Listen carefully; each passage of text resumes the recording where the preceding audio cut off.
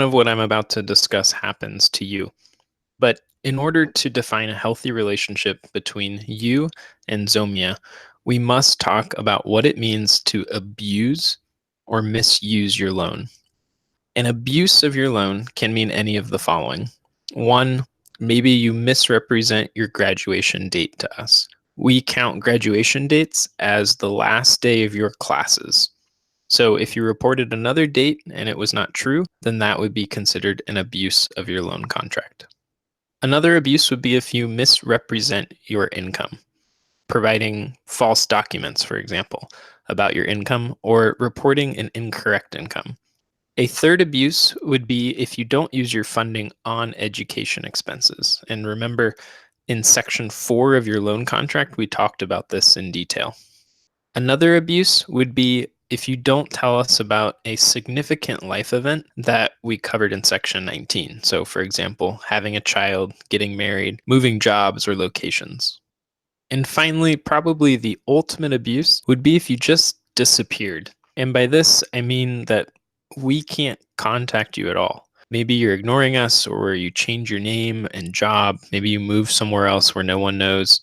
These are pretty extreme examples, but the point is that we are trying to reach you and we can't. And if that happens, then we would consider your loan to be in default.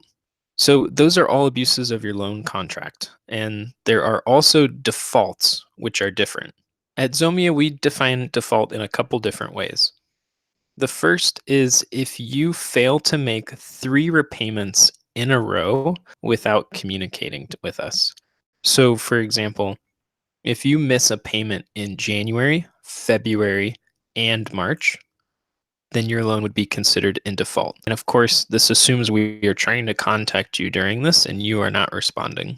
A default can also happen if you do not make 3 payments in 1 year.